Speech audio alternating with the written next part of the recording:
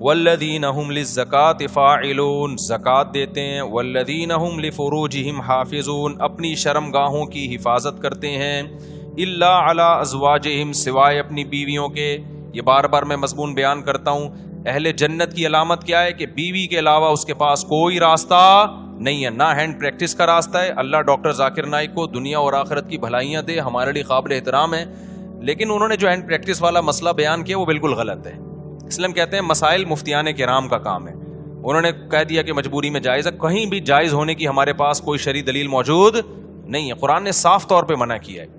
Doctor لوگ عام طور پر اس کو پروموٹ کر رہے ہوتے ہیں، ڈاکٹر ذاکر نائک بھی چونکہ میڈیکل سائنس کے ڈاکٹر ہیں نا، تو ڈاکٹر لوگ کہتے ہیں اسٹریس ختم کرنے کے لیے۔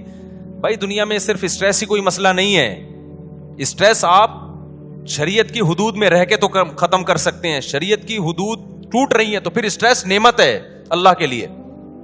دیکھو روزے میں بھی اسٹریس ہوتی ہے نا، دل تڑپتا ہے، منہ میں بدبو بھی پیدا ہو جاتی ہے بہت زیادہ خالی پیٹ رہنے سے، لیکن نبی نے کیا فرمایا؟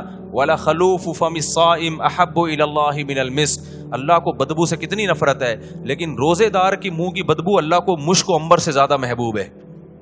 اللہ کو میلا کچیلا رہنا پسند ہے یا صاف ستھرا؟ بتاؤ۔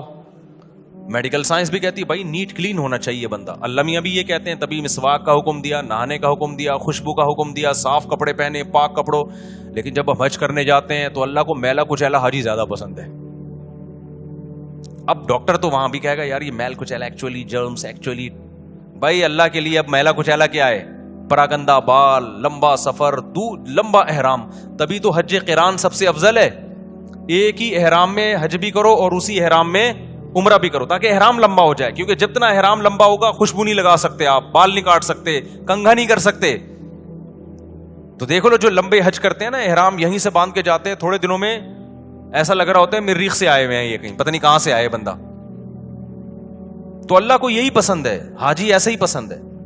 نہانے کی اجازت ہے حج میں، صابن نہیں لگاؤ، خوشبو نہیں لگا سکتے، تو بس اللہ کا ایک نظام ہے، نارمل روٹین سے اللہ نے حاجی کو کیا کر دیا؟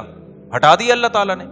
اسلام میں بال رکھنے کا حکم ہے، کیونکہ حدیث میں آتا ہے اللہ جمیل ہے، جمال کو پسند کرتا ہے، تو بالوں میں کیا ہے؟ جمال۔ یہی وجہ ہمارے نبی بال رکھتے تھے، بڑے بال تھے آپ صلی اللہ علیہ وسلم کے، لیکن حج میں کیا ہے؟ بولو، بال کٹا دو۔ اچھا مجھے لوگ کہہ رہے ہیں آپ کے کیوں ہیں؟ اب تو عمرہ کیا آپ نے، ایک صاحب کہنے لگے اس پہ تو 6 عمرے اور ہو سکتے ہیں، اتنے بڑے بال ہیں۔ تو بھائی میں نے کہا قصر بھی تو ہے نا، ہم نے ٹرینڈ کئی دفعہ کرا لی، اب کیا ہے؟ قصر بھی سنت ہے، وہ بھی ٹھیک ہے۔ تو بہرحال بڑے بالوں میں زینت ہے، لیکن حج میں کیا ہوتا ہے؟ دہشت گردی کا جڑ سے خاتمہ۔ تو بس وہ اللہ کا حکم ہے کہ یار میرے حکم کو فالو کرتے ہو کہ نہیں کرتے؟ تو اسی طرح آپ کو جتنی مرضی ٹینشن ہو، اس ٹینشن کو ختم کرنے کے لیے ہینڈ پریکٹس کی آپ کو اجازت بولو نہیں ہے۔ اس کا ختم کرنے کا ایک ہی طریقہ ہے، نکاح کر لو جا کے، مجبور ہو کے کرو گے، کسی کا بھلا تو ہو جائے گا نا، کسی کی بچی کا، کسی عورت کو ٹھکانہ تو مل جائے گا نا۔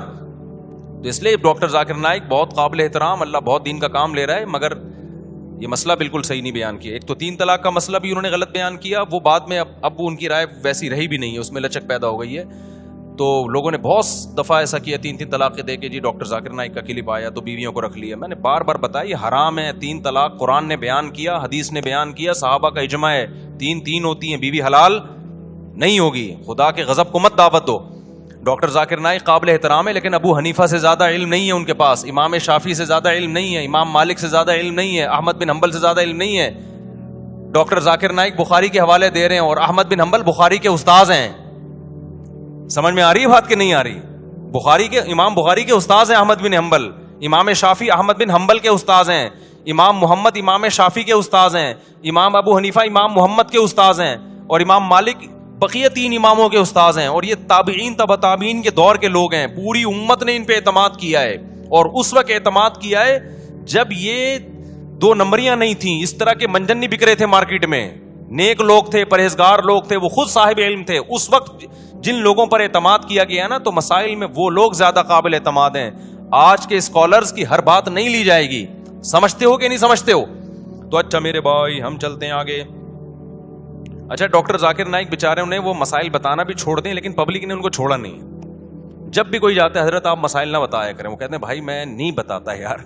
وہ ایک دفعہ شکایت کر رہے تھے کہ جو آتا ہے نا ایک ہی بات لے کے آتا ہے، تو اس لیے کہیں میرا پیغام جا رہا ہے نا لوگوں تک، کوئی ڈاکٹر صاحب سے ملنے کے لیے جائے نا تو کائنڈلی یہ والی بات ان سے نہ کرے, جائے تمیز سے ملاقات کرے, سلام دعا کرے, اور ان کے ادارے کے لیے کوئی تعاون کرنا ہے تو تعاون کرے, اور پتلی گلی سے آ جائے. جو جا رہا ہے کہ حضرت آپ نے وہ مسئلہ بیان کیا تو وہ مسئلہ بیان کیا, وہ کہہ رہے بھائی مجھے چھوڑ دو یار میرے حال پہ, چلو آگے میرے بھائی.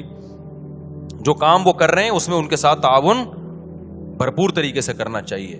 جس غیر مسلموں کو دعوت دینا, کتنے لوگوں کو مسلمان کر لیا, اور کتنا قطر کی گورنمنٹ نے بھی بلایا نا. لوگ پہلے کہتے تھے کہ اسلام تلوار سے پھیلا ہے, اب لوگ کہیں گے اسلام فٹ بال سے پھیلا ہے. پہلے مشہور تھا کہ اسلام کس سے پھیلا ہے, تلوار سے. علماء نے بتایا نہیں جی اخلاق سے پھیلا ہے. اب نہ اخلاق سے پھیلا ہے نہ تلوار سے پھیلا ہے. اسلام کس سے پھیلا ہے, فٹ بال سے. قطر میں فٹ بال کا ٹورنامنٹ ہوا نا, پتہ نہیں کتنے لوگ مسلمان ہو گئے ڈاکٹر ذاکر نائک کے ہاتھ پہ. تو اس چیز میں ان کے ساتھ بھرپور تعاون کرنا چاہیے, اور ہر وقت جا کے طنز کرنا, تانے کرنا, یہ چیز بالکل بھی مناسب نہیں. چلو میرے بھائی ہم آگے چلتے ہیں. تو اللہ میاں نے یہاں پر بتایا کہ اپنی شرمگاہوں کی حفاظت کرتے ہیں, یعنی اپنی خواہش پوری نہیں کرتے سوائے اپنی بیویاں اور باندیوں سے. باندیوں کا سیٹ اپ آج کل کیا ہو گیا ہے, ختم. بین الاقوامی معاہدہ ہے, اب کوئی کسی کو باندی نہیں بنا سکتا. کوئی عورت آ کے باندی بننا بھی چاہے نا کہ میں آج سے آپ کی غلام ہوں, لونڈی ہوں, نہیں ہو سکتا. یہ سمجھتے ہو, اسلام نے آزاد عورت کو یہ رائٹ ہی نہیں دیا کہ وہ کسی کی باندی بن جائے. وہ صرف جنگوں میں قید ہوا کرتی تھی, اور پوری دنیا میں یہ تھا کہ یہ معاہدہ تھا. اب وہ پوری دنیا میں معاہدہ ہو گیا ہے کہ اب جنگوں میں جو قید ہوگی وہ باندی نہیں بنے گی. تو اسلام نے معاہدے کی پابندی کا حکم دیا ہے, سمجھتے ہو, کیونکہ اسلام میں کوئی لازمی حکم نہیں تھا باندی بناؤ. تو اس لیے اب آپ کے پاس ایک ہی آپشن رہ گیا ہے. وہ آپشن کیا رہ گیا ہے, بیوی. تو 4 شادیوں کی اتفاق سے اللہ نے اجازت دی ہوئی ہے. وہ مجھے نہیں برا بلا کہا کروں, وہ اللہ نے دی ہوئی ہے عدل کی شرط کے ساتھ, حقوق کی برابری کے ساتھ. تو وہ آپ اگر کرنا چاہیں تو میری طرف سے مجھے کوئی شکایت آپ سے بالکل بھی نہیں ہوگی. مجھے, میں کون ہوتا ہوں, اللہ کو نہیں ہوگی. جب اللہ کو نہیں ہوگی تو سوسائٹی گئی تیل لیں, سوسائٹی کی ایسی کی تیسی.